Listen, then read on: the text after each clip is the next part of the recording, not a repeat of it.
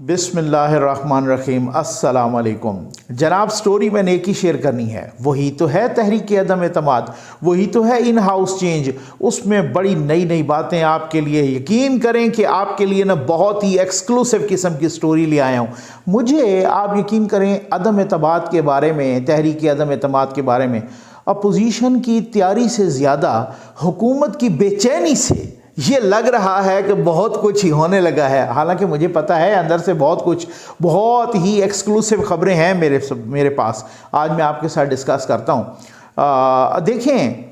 بہت ہی حکومت کے لیے بری خبریں آ رہی ہیں۔ آج فیصل ووڈا صاحب کی اپلیکیشن اسلام آباد ہائی کورٹ سے بھی ریجیکٹ ہو گئی ہے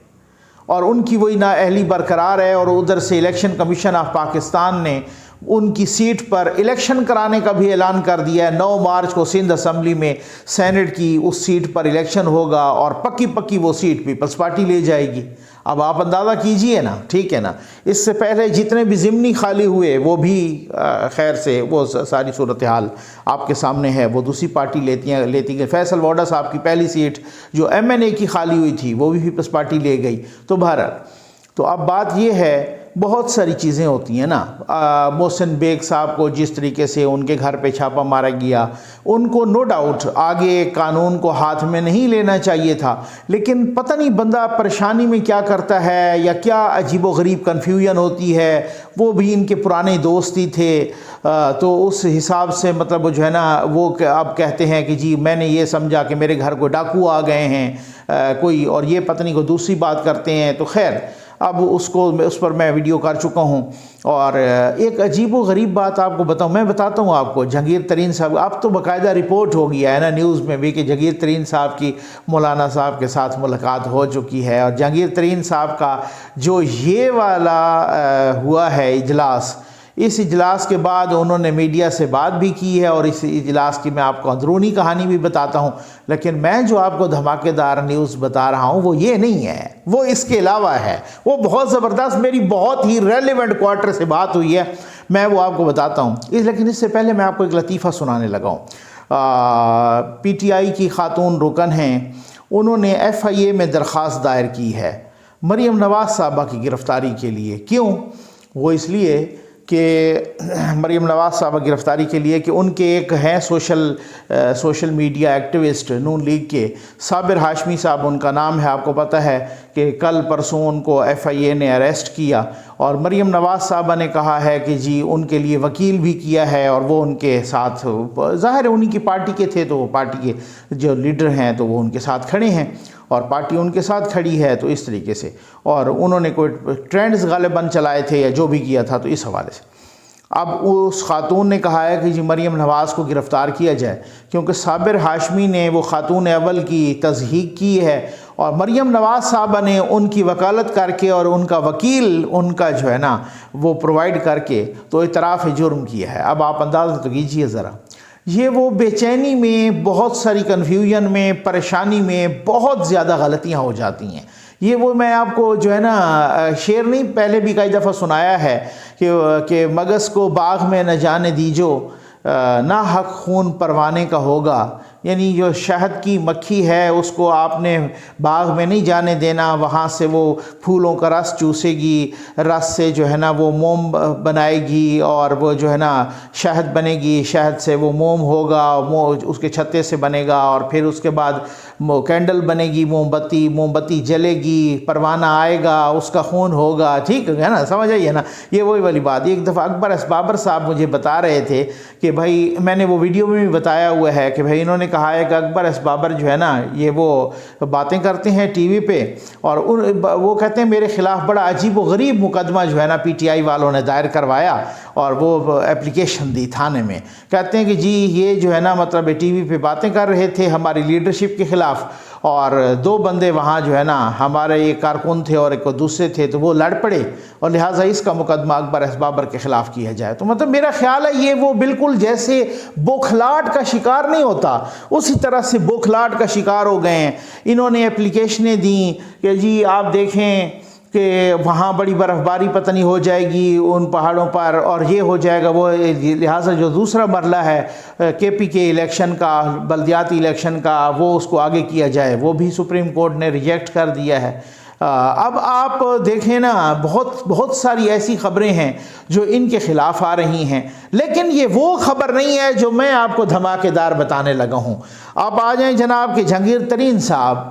کی کل میٹنگ ہوئی، اور وہ میٹنگ تھی اون چودھری صاحب کے گھر، اور اون چودھری صاحب کے گھر جو ہے نا جو میٹنگ ہوئی، اس میں یہ کہا گیا، میں آپ کو اندر کی خبر بتا رہا ہوں، اس میں یہ کہا گیا کہ نون لیگ کا ساتھ دینا چاہیے، اس میں یہ کہا گیا کہ جناب اپوزیشن کی عدم اعتماد کا ساتھ دینا چاہیے، اور لیکن یہ بھی وہ خبر نہیں ہے، ٹھیک ہے نا۔ میں آپ یقین کریں، میں ایمانداری سے آپ کو خبر وہ ضرور بتاؤں گا، ٹھیک ہے نا۔ اب بات یہ ہے کہ عمران خان صاحب، جناب وزیر اعظم پاکستان نے، ذرائع یہ بتا رہے ہیں کہ جہانگیر ترین صاحب کی بڑی منتیں کی ہیں، اور جب یہ لاہور کے ٹور کے درمیان اور دوران اور یہ وہ سارا کچھ، اور انہوں نے کہا کہ جی ان سے میں نے ملاقات کرنی ہے، انہوں نے کہا جی میں نے نہیں کرنی،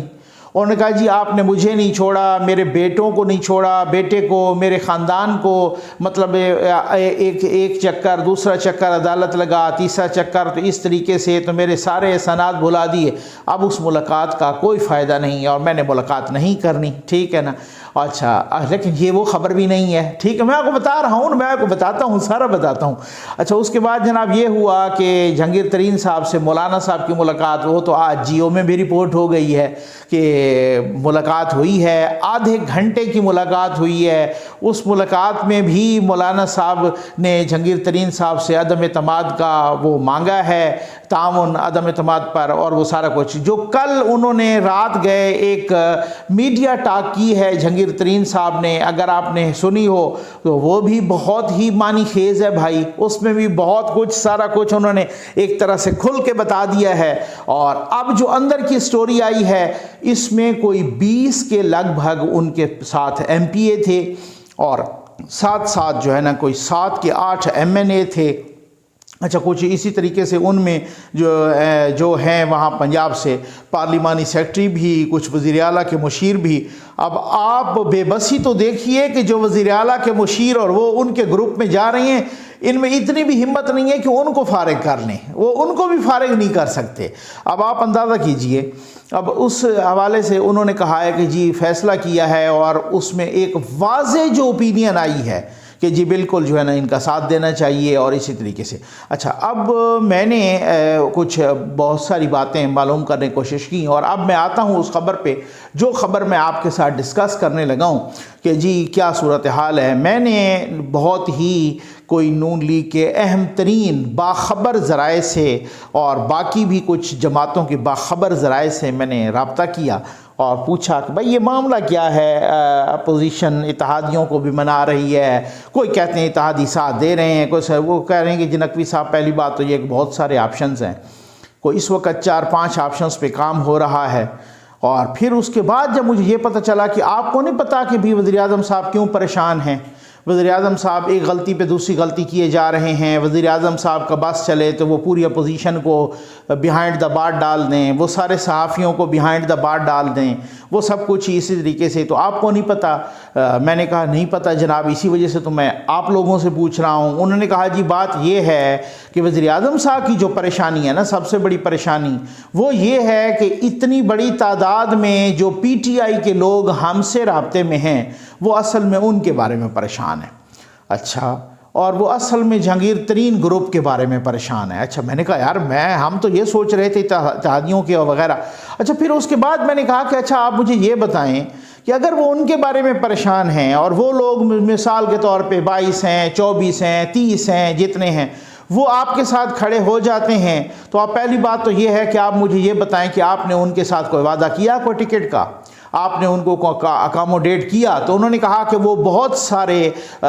جو ہے نا اس پہ بہت کچھ کام ہو چکا ہے۔ اچھا، میں نے کہا چلیں اب میرے اگلے کوسچن کا بھی جواب دے دیں، اور وہ یہ ہے کہ اگر وہ آپ کے ساتھ آتے ہیں، اور وہ اگر وزیر اعلیٰ پنجاب کے خلاف آتی ہے تحریک عدم اعتماد، یا وہ اگر پرائم منسٹر صاحب کے خلاف آتی ہے تحریک عدم اعتماد، تو کیا وہ تو اس پر ڈیفیکشن کلاز لگے گی، وہ تو فلور کراسنگ کا لا لگے گا۔ اب میں نے آپ کو بتایا بتایا نا کہ مجھے تو ڈار صاحب نے بھی یہی کہا تھا کہ فلور کراسنگ کا لا اگر لگتا بھی ہے ان کا وارڈ تو گنا جائے گا، ٹھیک ہو گیا نا، تو ان کا وارڈ تو گنا جائے گا، خیر ہے ان کو سزا ملتی ہے تو پھر ملے، ٹھیک، لیکن ان کا ووٹ تو گنا جائے گا۔ آپ پی ٹی آئی کے دوست کہہ یہ وہ خبر ہے، سنیے گا، غور سے سنیے گا، تو ان کا، لیکن یہ نہیں ہے کہ میں نے اس دن بتائی تھی وہ نہیں، یہ نئی خبر ہے، تو ان کا ووٹ تو گنا جائے گا لیکن بعد میں ان کو سزا ملتی ہے تو ملے، اور بہت ساروں سے ہم نے وعدہ بھی کیا ہے کہ آپ کو ٹکٹ بھی دیں گے۔ اچھا پھر اس طریقے سے، اچھا پھر اس کے بعد میں نے کوشچن کیا آج اس ذریعے سے، تو میں نے کہا کہ جی کیا صورتحال ہے کہ اگر آپ وہ کہتے ہیں اگر اسد قیصر صاحب ان کا ووٹ نہیں گنتے بالفرض، ٹھیک ہے نا، ان کا ووٹ نہیں گنتے اور ان کو کہتے ہیں کہ جی ان کا کیس میں بھجوا رہا ہوں، تو انہوں نے کہا جی بالکل آپ نے ریلیونٹ کوسچن کیا، اور ان کا ووٹ اگر نہیں بھی گنتے، ہم بھی یہی چاہ رہے ہیں کہ اگر وہ ان کا ووٹ نہیں گنتے تو پھر اب میں آپ کو وہ دھماکے دار خبر دینے لگا ہوں۔ وہ کہتے ہیں جناب کہ اگر ان کا ووٹ نہیں گنتے اور ان کو الگ کر دیتے ہیں، وہ 10 سے 15 یا 20 لوگ ہوتے ہیں، تو پھر آپ خود بتائیں کہ پی ٹی آئی کے کتنے ہیں؟ وہ کہتے ہیں کہ جی پی ٹی آئی کے ہیں 155، ٹھیک ہے جی۔ اب 155 میں اگر بالفرض آپ 10 نکال لیں تو پھر کتنے بچے کہ 165، کہتے ہیں کہ اور 10 نکال لیں تو پھر کتنے بچے جناب، سوری 145، اور اگر 155 میں سے 10 نکال لیں تو 145، 145 میں جو ہے نا اور 10 نکال لیں تو 135، اور کہتے ہیں کہ جناب اگر یہ نکل گئی تعداد 10 15 20 جتنے بھی، وہ کہتے ہیں ابھی ہم بتاتے نہیں ہیں کہ کتنے ہیں، اگر انہوں نے مجھے ایک مثال دی ہے کہ اگر اتنے نکل گئے پی ٹی آئی کے اندر سے، ٹھیک ہے، اور پھر ہمیں تو ہمارا تو کام اور بھی آسان ہو جائے گا، کیونکہ وہ نکلے، وہ نہ ہماری طرف گنے جائیں اور نہ ان کی طرف گنے جائیں، ٹھیک ہے نا، کہیں کہ ان کا کیس میں وہاں بھجوا رہا ہوں اور اسد قیصر صاحب سے یہی امید ہے کہ وہ ان کا ووٹ نہ گنے اور ان کا کیس اگر وہاں پہ بھجوائیں تو پھر تو ہمارا کام تو اور بھی آسان ہے۔ ہمارے تو آلریڈی بھی یعنی کہ نون لیگ، پیپلز پارٹی اور مولانا صاحب یہ مل کے بھی 155 بنتے ہیں تینوں، ٹھیک ہے نا، اس کے ساتھ اگر آپ اختر مینگل صاحب کو بھی ملائیں، اس کے ساتھ اگر آپ اے این پی کو بھی ملائیں، کوئی 2 انڈیپینڈنٹ ہیں ان کو بھی، تو 162 63 ان کے اپنے بنتے ہیں، ٹھیک ہے نا۔ تو کہتے ہیں کہ اگر وہ نکل گئے تو پھر تو سوال ہی پیدا نہیں ہوتا۔ آپ خود بتائیں کہ پھر تو اگر ان کے 20 نکل گئے اور اتحادی سارے بھی ان کے ساتھ ہو جائیں تب بھی ان کے 172 نہیں بنتے، ٹھیک ہے نا، ان کے تو 162 بھی نہیں بنیں گے تب، تو پھر تو ہمارے تو آلریڈی اتنے ہیں، تو ہمارا کام تو بہت آسان ہو جائے گا۔ تو پھر آپ خود بتائیں، اس کے بعد دیکھیں کہ پتہ نہیں کل کو کیا کو پورے اتحادی آئیں نہ آئیں، اور اس میں 2-3 پلان اور بھی ہیں، تو وہ ہمارا سب کچھ جو ہے نا اس طریقے سے ہو۔ تو اصل مسئلہ یہ ہے میرے بھائی کہ جو معاملات ہیں وہ جہانگیر ترین گروپ ہو یا اس وقت جو اندرون خانہ جو